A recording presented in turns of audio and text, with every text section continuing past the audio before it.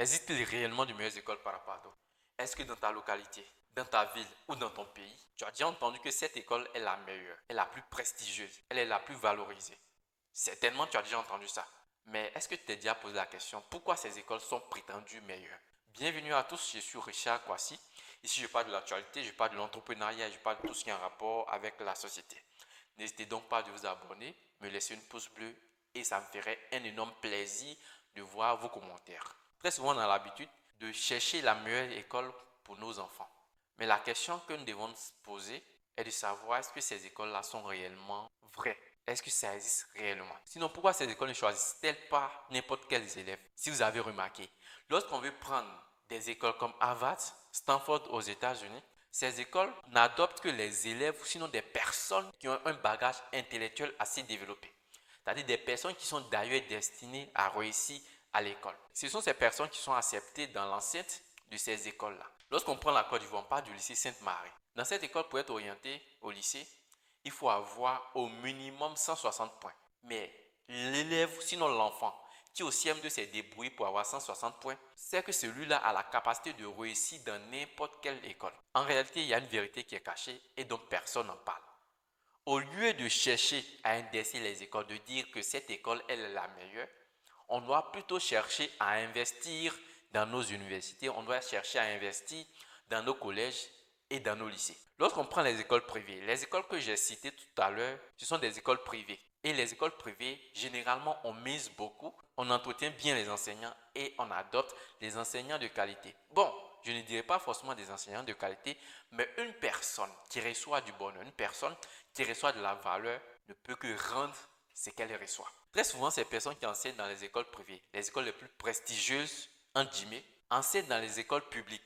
Mais pourquoi ces universités publiques ne sont-elles pas aussi reconnues par rapport à ces écoles privées? En réalité, c'est que lorsque je vais dans une école publique, il y a 2000 étudiants, 2000 étudiants qui sont en face de moi et que je devrais encadrer.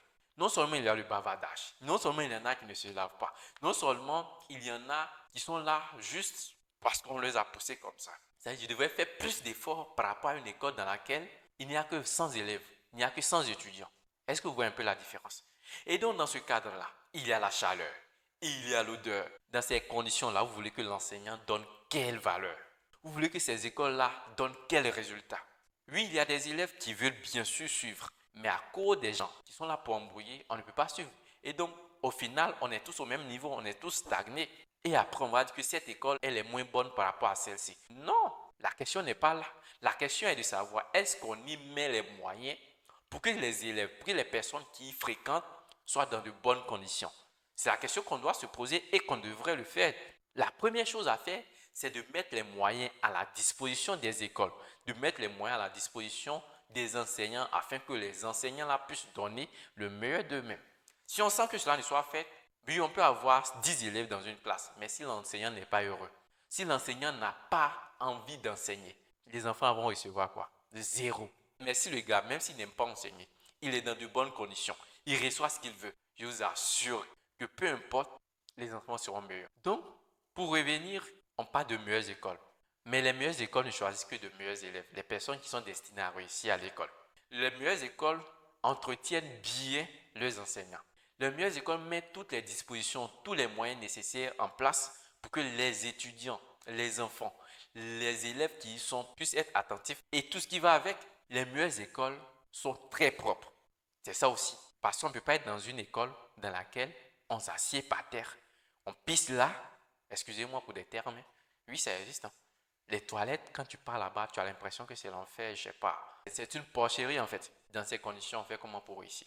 Donc, la chose à faire, que ce soit en Côte d'Ivoire, que ce soit en Afrique, que ce soit en Occident, que ce soit en Asie et autres, ce que je veux dire est que peu importe votre classe sociale, peu importe là où vous venez, si vous êtes dans de bonnes conditions, vous pouvez réussir. Et vous allez réussir. Mais parfois, il faut savoir se créer les conditions. Oui, parfois on n'a pas les moyens. On n'a pas les moyens du tout. Mais on fait comment pour pouvoir s'immiscer au sommet? On fait comment pour pouvoir être dans le rang des meilleurs? Mon papa n'a pas les moyens pour m'inscrire dans une école de commerce. Mais moi-même, quels sont les moyens que je me mets à disposition pour pouvoir réussir, pour pouvoir sortir du lot? Certes, j'étais en train d'inverser l'état tout à l'heure, mais on peut être meilleur sans être dans de meilleures conditions, sans être dans de meilleures conditions, sans avoir tous les moyens nécessaires à sa disposition. Il y en a qui s'en sortent. Et donc, ce que je veux est que nos pays, nos jeunes, tous devons être responsables.